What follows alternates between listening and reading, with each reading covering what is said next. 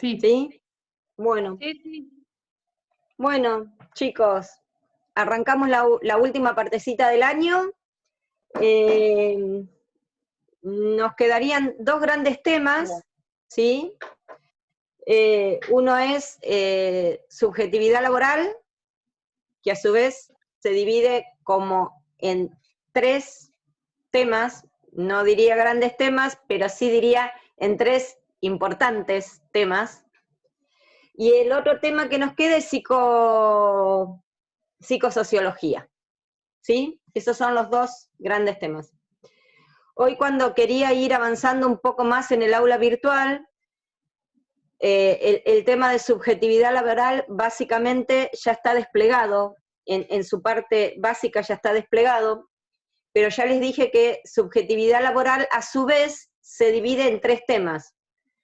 Lo que no me terminé de decidir es cómo a ustedes les era más cómodo si estos tres subtemas que corresponden a subjetividad laboral los ponía por separado, como para que ustedes tuvieran los temas por separados, didácticamente separados, aunque conforman un bloque dentro de subjetividad laboral, pero que al momento de estudiarlo tuvieran la bibliografía de cada uno de los temas y los videos de cada uno de los temas en cada tema, que eso me parecía que didácticamente los iba a ayudar, pero a su vez, como los cuatro temas forman parte de un bloque, no sabía si los quería que los pusiera todos juntos.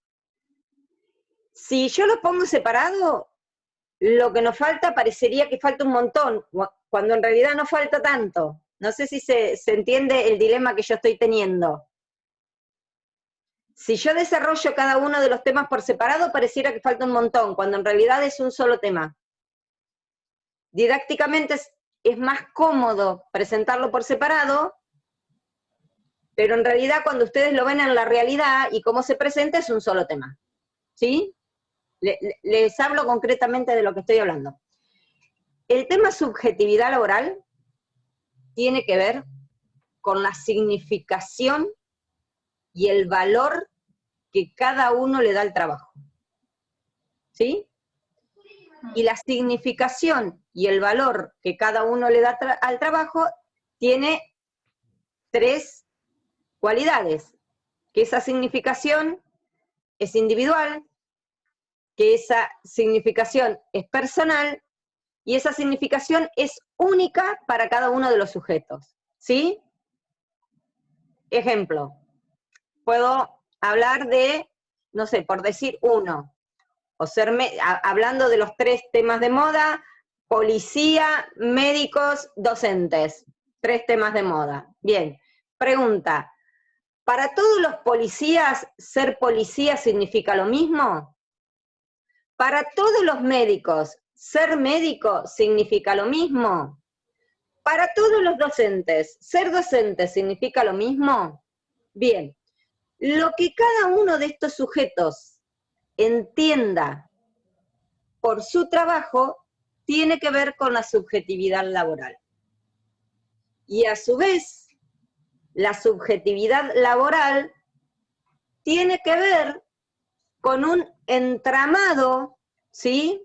No le quiero errar, quiero leer más o menos lo mismo que tengo acá como para que les quede claro, porque obviamente que las definiciones no las estudio de memoria, pero sí quiero que las entiendan. Acá dice González, dice que la subjetividad es un sistema complejo de significaciones, ¿sí? Obviamente significa para cada uno de nosotros algo distinto, con sentidos subjetivos, ¿sí? No para todos tiene el mismo sentido trabajar, y producidos por la vida cultural, social, biológica, histórica y ecológica, y de cualquier otro tipo relacionada con sí mismo y con el desarrollo humano. ¿Sí? ¿Qué quiere decir?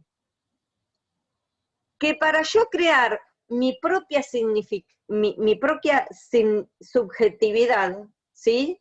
Va a tener que ver mi historia de vida, va a tener que ver el contexto cultural en el que me desarrollo, va a tener que ver la ideología a la que adhiero, va a tener que ver en la cultura, ¿sí? Va a tener que ver, ¿sí? La subjetividad es un entramado, y básicamente es un entramado que no es estático, ¿sí? Que a medida que la vida va pasando, ese entramado y esa subjetividad va cambiando. Bien, a grandes rasgos, entendemos que la subjetividad laboral tiene que ver con qué entendemos y qué sentido le doy yo al trabajo. Ese gran sentido que yo le doy al trabajo, está compuesto por 3 subtemas. Uno es la centralidad del trabajo, el segundo tema es la psicodinámica del trabajo, y el tercer tema es la psicopatología del trabajo o el sufrimiento del trabajo. ¿Sí? Adelantando los próximos 3 temas, que yo creo que los voy a presentar separados, no porque no estén unidos, sino porque es más fácil para ustedes buscar la bibliografía y ubicarse. Cuando hablamos de centralidad del trabajo, lo que estamos pensando es cuáles son las funciones que el trabajo tiene en la vida de las personas. Básicamente, el autor que más vamos a trabajar con estos 3 temas, subjetividad laboral, es un señor que se llama Christophe Dujour. Christophe Dujour es un psicoanalista francés que trabaja actualmente en psicología laboral, y él comienza queriendo estudiar las psicopatologías del trabajo, y a medida que va empezando a estudiar, de esto estamos hablando de los años 60, los años 70, cuando Dujour comienza a investigar esto, Dujour se da cuenta que en realidad no hay tantas patologías del trabajo, sino que en realidad el trabajo tiene determinadas funciones, y que esas funciones son centrales en las vidas de las personas, por eso va a hablar de la centralidad del trabajo. Y cuando habla de la centralidad del trabajo, lo que va a decir es que, por ejemplo, una de las funciones principales que cumple el trabajo es ordenar la vida de los sujetos. Ordena la vida de los sujetos de tal manera que, por ejemplo, yo les doy mi caso particular, pero hay muchos casos. Desde que empezó la pandemia, yo antes trabajaba en docencia los lunes, los martes y los miércoles, ¿sí? El resto de la semana era mío. Hoy por hoy, en docencia, trabajo el lunes, trabajo el martes, trabajo el miércoles, trabajo el jueves, trabajo el viernes, trabajo el sábado y trabajo el domingo. Entonces, ¿qué me ocurre? No sé nunca cuándo es sábado, cuándo es domingo, cuándo es lunes, porque como todos los días hago lo mismo, todos los días abro el aula virtual, todos los días miro algo que llegó al Classroom, todos los días, ¿sí? Perdí esta organización que a mí me daba el trabajo. En otros tiempos, por ejemplo, esta organización se rompía nada más que cuando entrábamos de vacaciones. ¿No les pasaba que se iban de vacaciones a un lado y al tercer o cuarto día se preguntaban, che, hoy es martes, es miércoles, ¿no? Porque hacía 4, 5, 7 días que todo era lo mismo. Y lo que es el trabajo es justamente esto, ordenarnos de manera central, pero en muchos sentidos. Desde ordenarnos las horas del día, y acompañarnos en lo que son los ciclos circadianos, los ciclos que tienen que ver con la luz del día, y cuántas horas estamos expuestos a la luz del día, y cuántas horas estamos expuestos a la luz de la noche, ¿sí? Y insisto con esto, acá vamos a hacer no me sale, un paréntesis, pero Antes, digo, cuando estábamos de vacaciones, cuando queríamos acordar, estábamos mirando series a la 1, a las 2, las 3, las 4, las 5, y nos levantábamos y almorzábamos a las 2, ¿no? Y en tiempos de trabajo eso no ocurre, porque uno tiene un horario de trabajo, y el horario de trabajo también nos regula los horarios de descanso. Entonces, esta centralidad del trabajo nos regula no solo desde el día a día, desde lo más micro, desde el día a día, nos regula el año, la época de trabajo y la época de vacaciones, y por último, el trabajo regula la vida a lo largo de la historia de los sujetos, desde la vida productiva a la vida no productiva. El trabajo cumple un lugar central en la vida de los sujetos.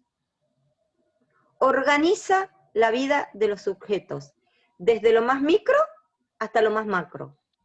Porque históricamente el trabajo ha existido de todas sus maneras y de todas sus formas a lo largo de toda la historia. ¿Sí? Eso tiene que ver con la centralidad del trabajo. ¿Cómo cada cual entiende la centralidad del trabajo? Volvemos al núcleo principal. Cada cual lo entiende de una manera subjetiva.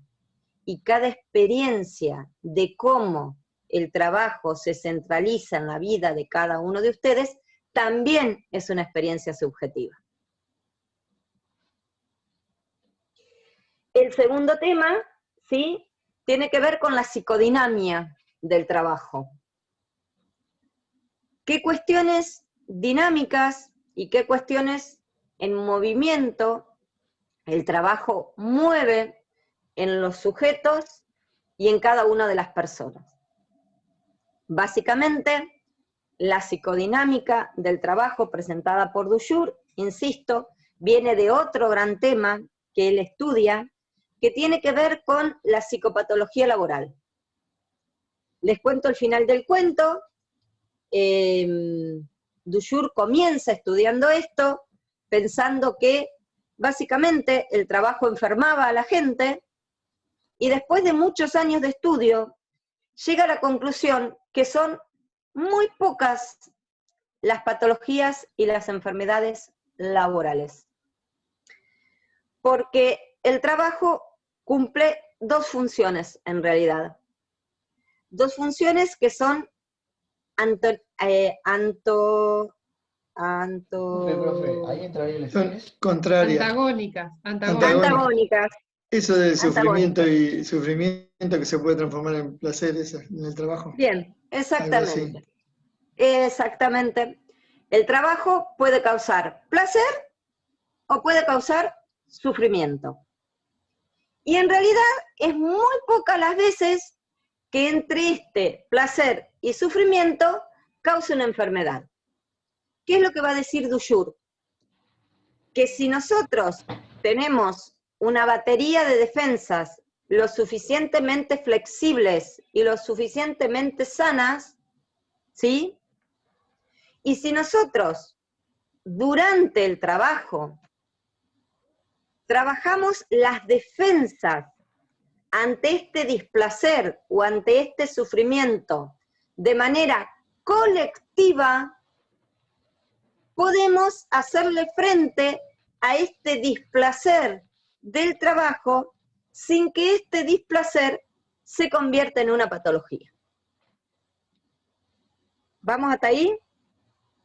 Entonces, por un lado, la psicodinámica va a decir que el trabajo es fuente de placer, porque yo en el trabajo me puedo realizar, porque yo en el trabajo puedo descargar, porque yo en el trabajo puedo ser creativo, porque yo en el trabajo, ¿sí?, puedo buscar reconocimiento, por lo tanto, ¿no?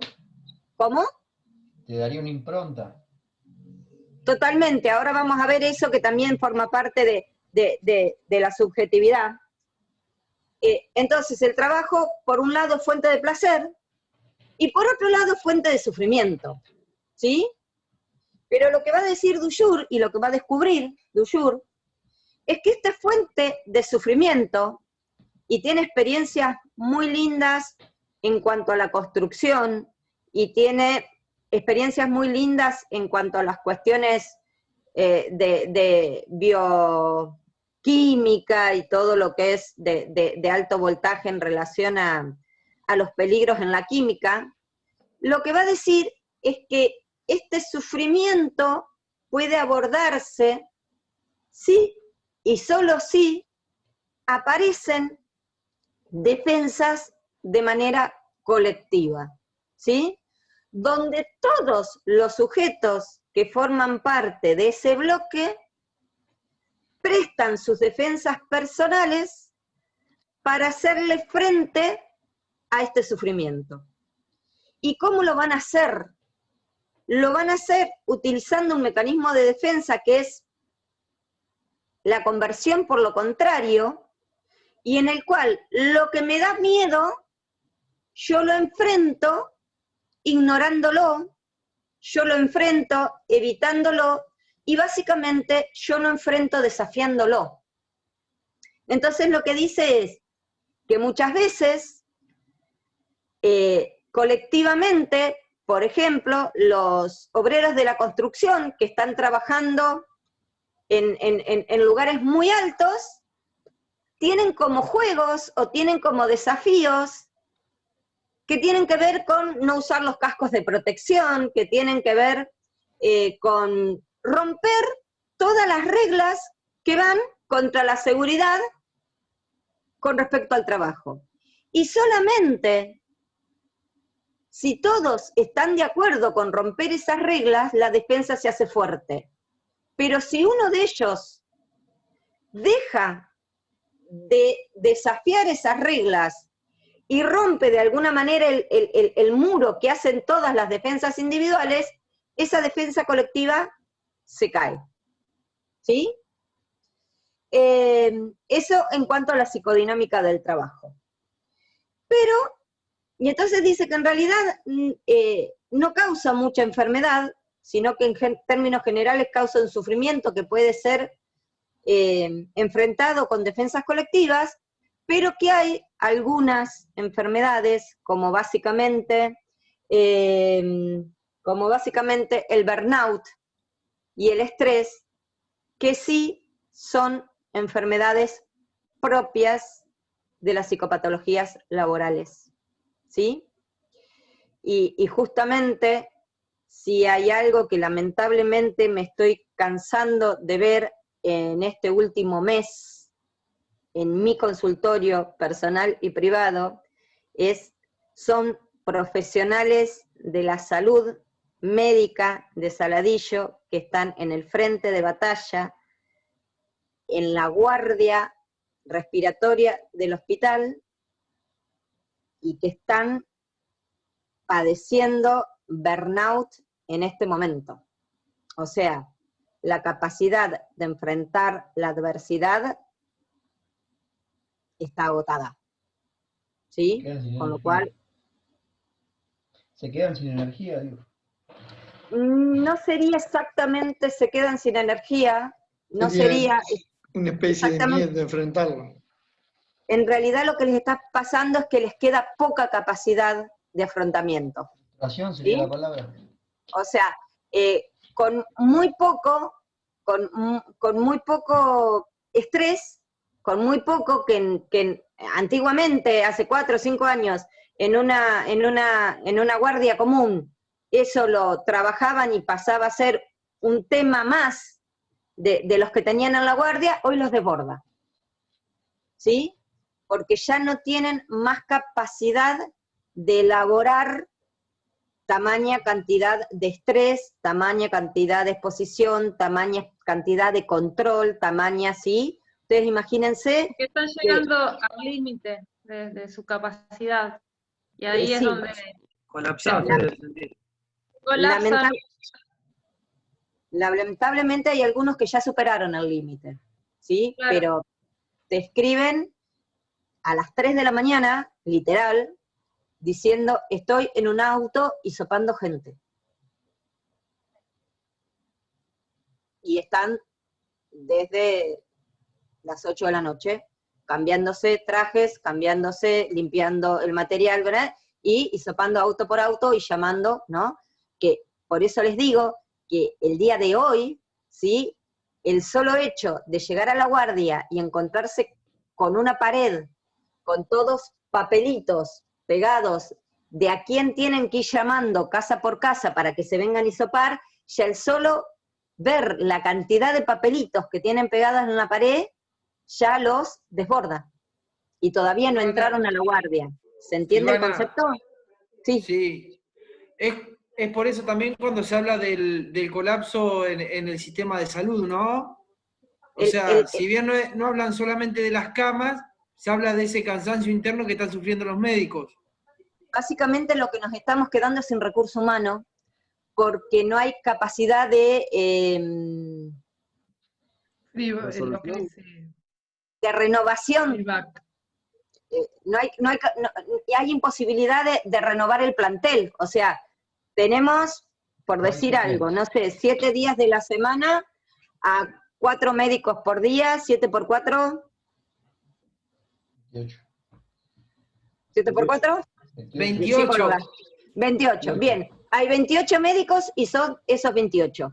Si a alguno hay que aislarlo, si a alguno le pasa algo, los otros 27 o los otros 26 tienen que cumplir la labor de esos 28 como sea. ¿Sí?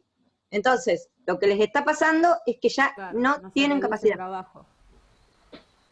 Claro. Y entonces acá, ni siquiera, en este caso particular, muy particular de lo que está pasando hoy, ni siquiera la defensa colectiva, el poner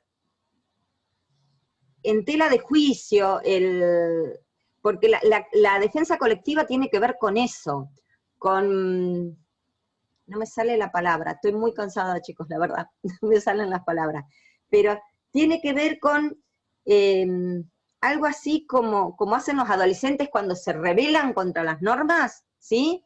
La defensa colectiva lo que hace es eso, es poner en juego las normas, ¿sí? Y hoy por hoy con el burnout, ni siquiera haciendo chistes negros, ni siquiera haciendo ese tipo de cosas, que el chiste hace como que la situación tensa relaje, ni siquiera esos mecanismos hoy hace que puedan aliviar la tensión que tienen. ¿Vamos hasta ahí? Sí, súper entendible, sí. Bien. Y entonces... faltan 2 minutos para terminar, para que se termine. Bien, entonces cierro con esta ideita y volvemos a arrancar, chicos. Pero entonces, ¿sí? La subjetividad laboral la dividimos en 3: centralidad, psicodinámica y sufrimiento o placer dentro del trabajo. ¿Vamos hasta ahí? Sí. Sí. Bien. Ahora cuando entremos de nuevo, vamos a entrar directamente en subjetividad y después largaremos con los otros 3 temas. Bien, 2 minutitos para que pase todo, ¿sí? Bien. Bueno, ahora mando el próximo. Dale, quedamos así ya largamos directamente con subjetividad.